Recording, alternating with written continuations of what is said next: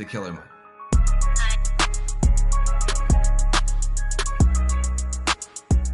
I hope everybody out there has just been taking copious notes, gaining a lot of knowledge, taking some screenshots, because there's just been a lot of really good nuggets that have been shared.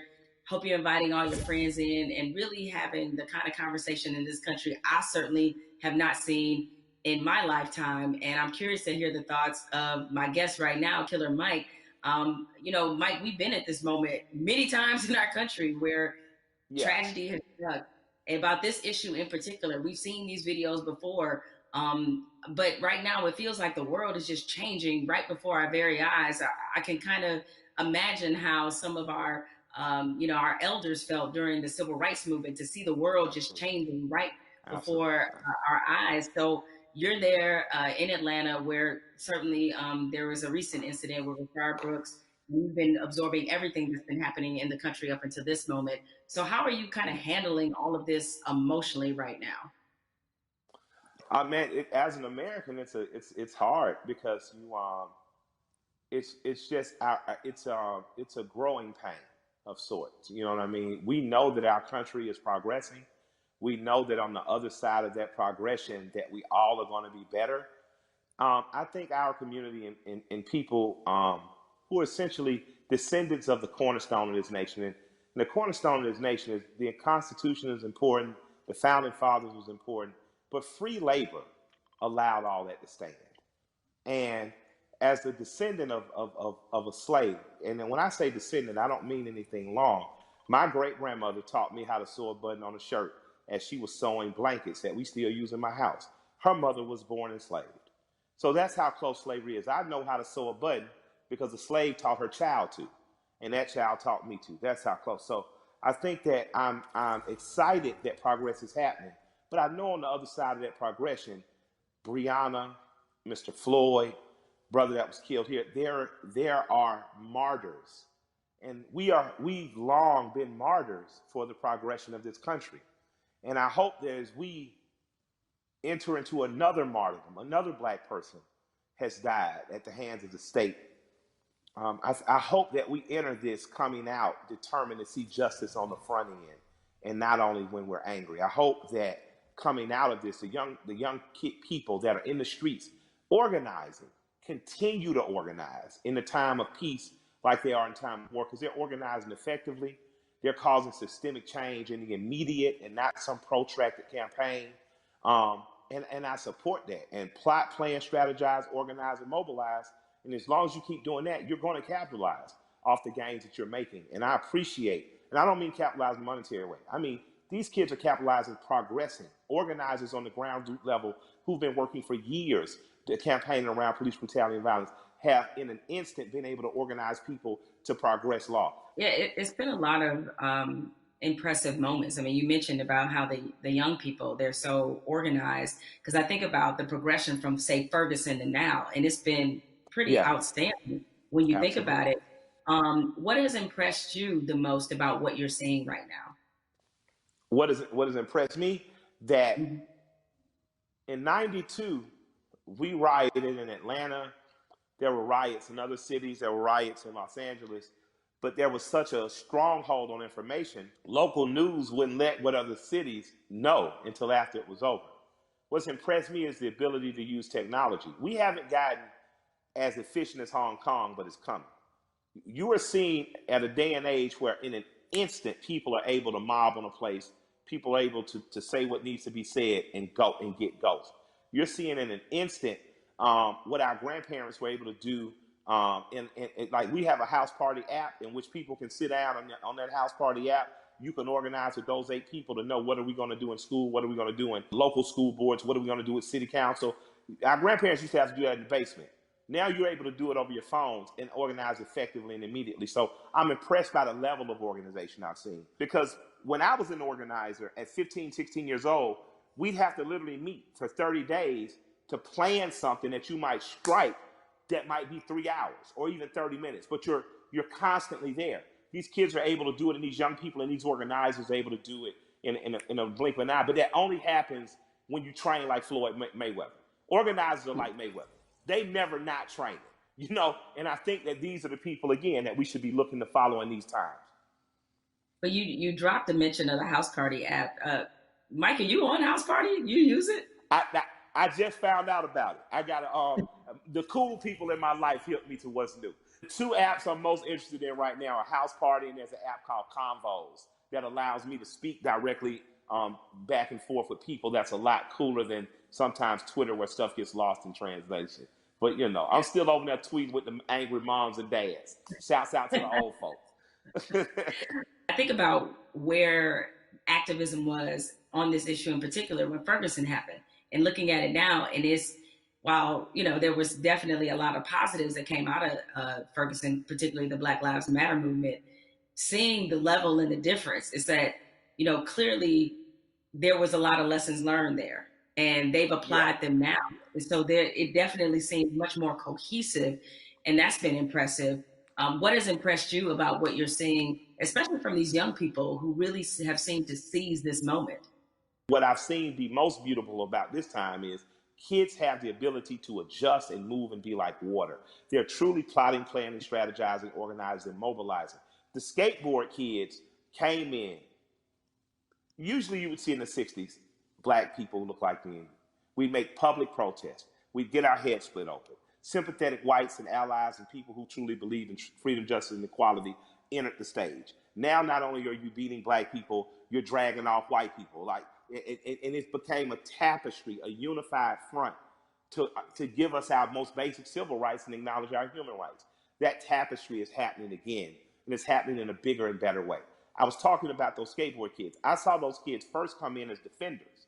When police were hacking with people with batons, they held up the skateboards to protect them. Most kids who skateboard, my kids skateboarders, most skateboard kids in the South don't look like me, right? But I saw the skateboard community literally come in and save protesters from beatings. And then they got really frisky and they started attacking back. And I was like, although I don't want violence in the streets, because those kids deserve to grow to be adults without being soldiers against the state that their parents pay taxes to. It impressed me that the proletariat showed government that you work for us. And in this moment, we are exercising our right to make public display of the evil that has happened. It makes me proud that I live in a country that has long promised equality, rarely given it to people who look like me. People who don't look like me defending. You made an interesting note and observation about the skateboard crew. And I think anybody who's watching has noticed that it's not just it's a tapestry of people. The Amish. The Amish. Yeah. Wasn't that crazy? I didn't even know the Amish saw the news. I was thinking, who told them? Right? I was like, how did I was so impressed, though. I was so thankful. My heart was filled with joy. Yeah, so you're seeing all these different types of people that you never thought this issue would resonate with them. It kind of reminds me of your music. Your music is unapologetically pro-Black, unapologetically, right? Absolutely. But yet, when you look at a Killer Mike fan, it's across multicultural section of people. Yes. Why do you think your music is able to resonate that way, despite the fact that you are also clearly talking to your people? Yeah, I'm proud to be me. I like me. I like Black people. I'm not making no excuses. I'm not making no apologies coming in the door. I love us. I am in love with us. And because I love me, it has nothing to do or affecting my love of others. I have a very good friendship with East Indian cousins, Raj and Neil. They own the store right next to Walters on what's happening. So if you're from Atlanta, you know about Walters. If you're a big guy from Atlanta, you know about, the store right next door. These guys have always just been good to me.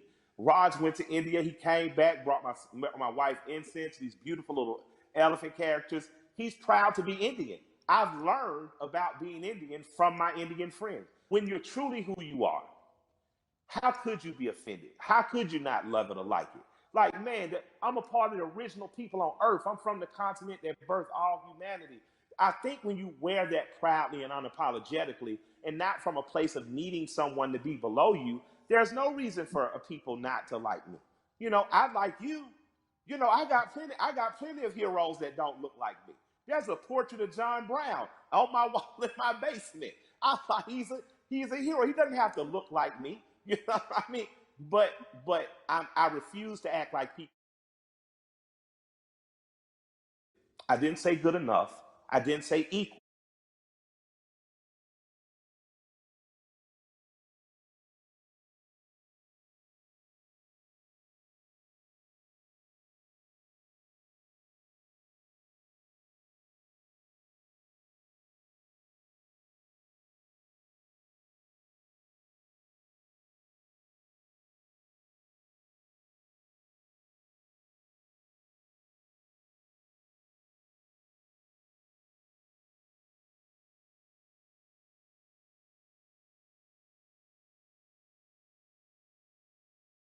Because it's the truth.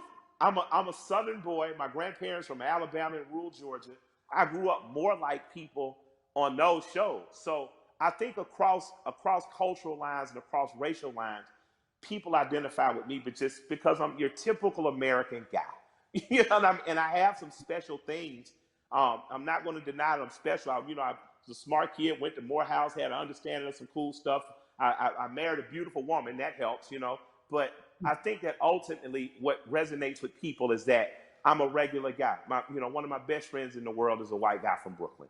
So I think that people understand that I have the ability not to look past your race or ethnicity, not to look past who you are culturally, but to look at it and love it and learn from it without wanting to co-opt it or be it. What you're talking about, in a very succinct and robust way, is really allyship, and that's been a Absolutely. word that, yeah, you have a lot of. It sounds like you have a lot of really great allies that are in your life.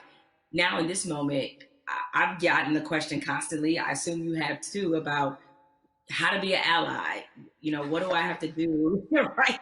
I've had so many conversations with white people, like really good friends of mine, in the last Yeah. 2 weeks, where, all right, guys, I appreciate your enthusiasm, but Yeah, but hold on. Hold on. hold on a second, just relax. But Absolutely. I, with that, nevertheless, that being said, is that, what would you say to somebody who wants to not only be an ally but be a good ally? if you want to be a good ally in this moment, white corporation, white person with the means, that's a worthy allyship. On a ground level, if you're just working hard every week, you don't know what to do, you're an electrician, you're a plumber, grab one young man who doesn't look like you, a young woman, and teach them that trade. That's allyship. Allyship isn't just throwing the money, but if you got the big money, put it towards somewhere. But on a very real and basic level, my son had an accident with a man named Keith. I bought my son a car. My son Malik, with a very pretty girl in the front seat, rear-ended this guy Keith. Um, Calls me. I pull up to Keith and the police officer. I say if he'll allow me to handle this privately, I just don't want to call my insurance company because I had just got in an accident. I drive fast. My son Keith, in good faith, gave me the opportunity to do that, and me and this man became friends. I'm literally friends with this white man who told me about Atlanta pre-white flight and desegregation, who's taught me about fatherhood and the importance of presence in your child's life. That doesn't happen if we're not open for it to happen. So an allyship with white people doesn't have to be an organization of saving the world. But you do have to do what me and Keith did. You do have to, on blind faith, trust someone who doesn't look like you and allow that person to educate you. So an allyship is not just calling your black friend saying what I do. It's going to black organizations that might be local and saying, what am I do? It's calling your friend and saying, what's the next thing you're doing? And I want to be an extra set of hands. Doesn't mean you get to go to the black people meeting, but it does mean to feed people on Skid Row, you show up. And you show up with empathy and care, you do it. And I'm going to tell you, we need doctors in that space. We need lawyers in that space. We need legislators in that space. We need the people who are really empowered to be in that space, because there's some things that need to happen on ground level that once the grassroots people have gotten it here, there needs to be money put behind these things. A lot of the problems that we have now that are erupting could have been solved in 96, 2006, 2016, and all these other years, but we chose not to because we trusted the right thing's going to happen. Right thing's not going to happen unless we make it. And after that, you have the potential to truly be brothers and sisters. You have the potential to be past the letting cultural, national, religious markers evict the fact that I know that I'm talking and I'm with a human being, and at our very core, past any physical difference, My job is to honor the soul of that other human being. So there's no need to have allies because I'm not at war. I truly have a brother and sister. There's no need to have an ally because there's no threat of war. I refuse to send any 18-year-old boy or girl off to die. And that has to be something that's much, much deeper than policy, much, much deeper than the human condition in the last 500 years. We have to get back to that. So that's my humble opinion. I don't know, where that takes white America, but I hope we stay standing up, fighting together.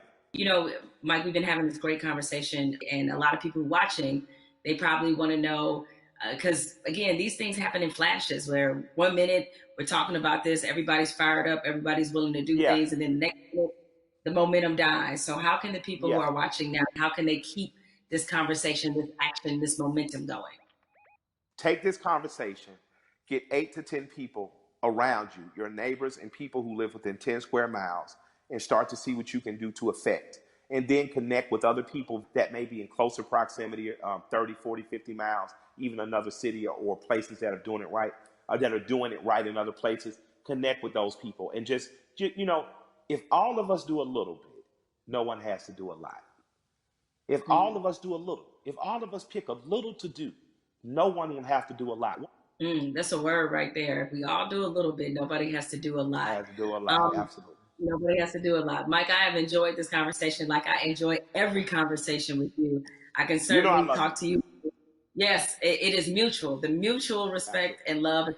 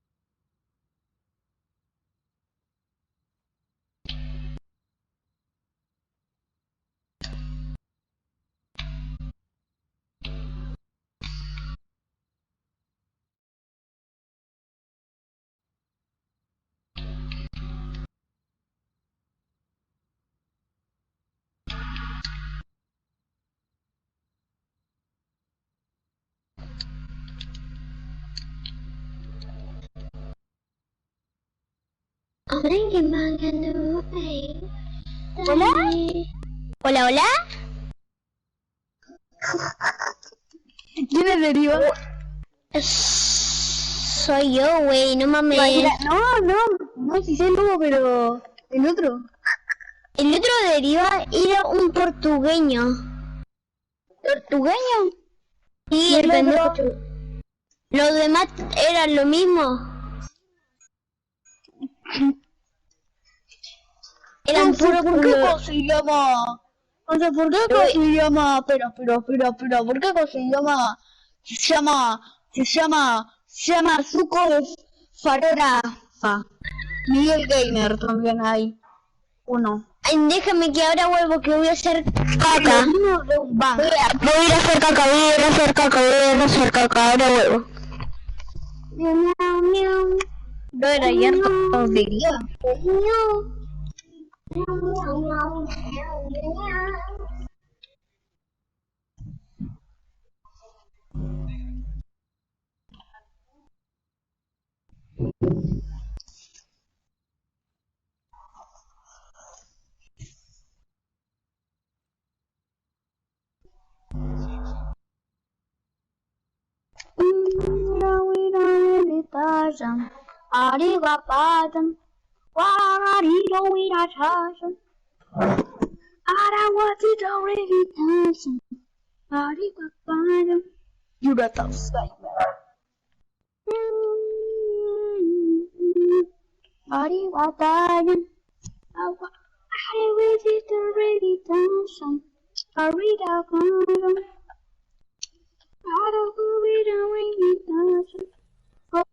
Hola, señor. ¿Cómo está?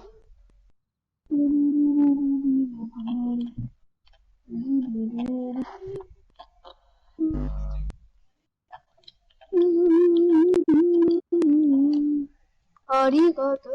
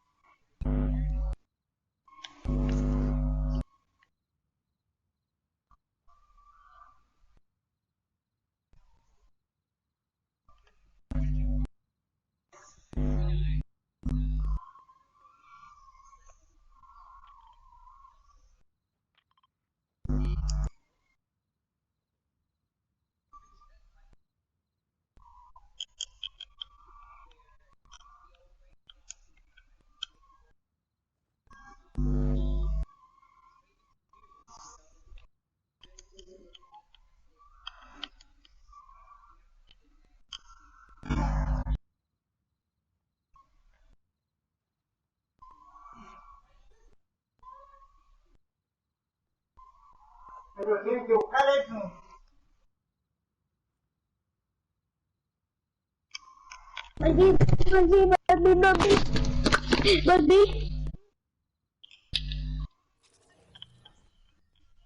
Estoy yendo hacia ti, güey, mira. Mira, están todo acá, ¿te diste cuenta?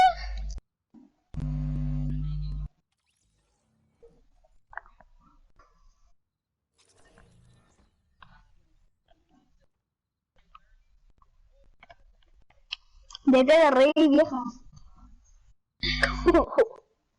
El re barrio el chabón.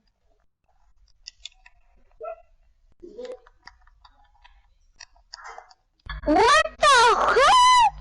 ¿Detrás de Deadpool se esconde? ¡No mames, güey! ¡No mames! Si no tenía nada, solamente tenía ojos. Y detrás de tu esquina, a ver, quédate quieto.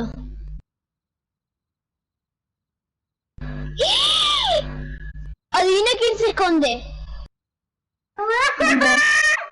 Mande. Se esconde Deriva. Mande.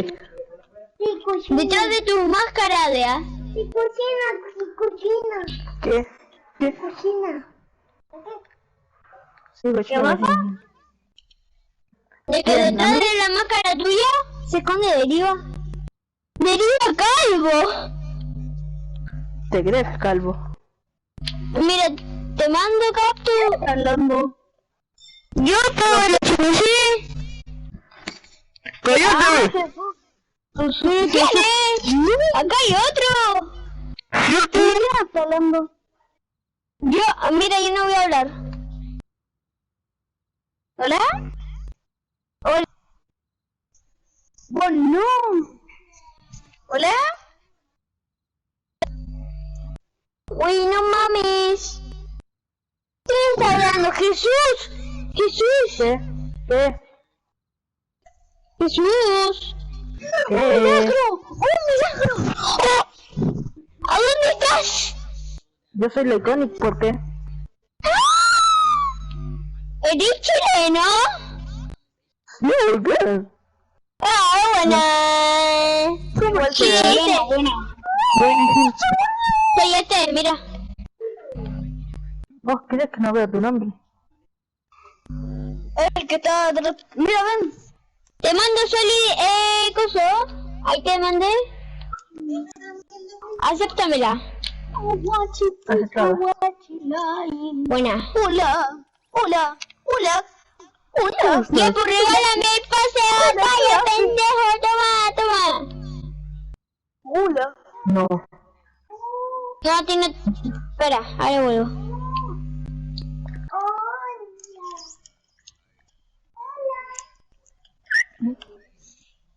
Arrapachila, güey, Me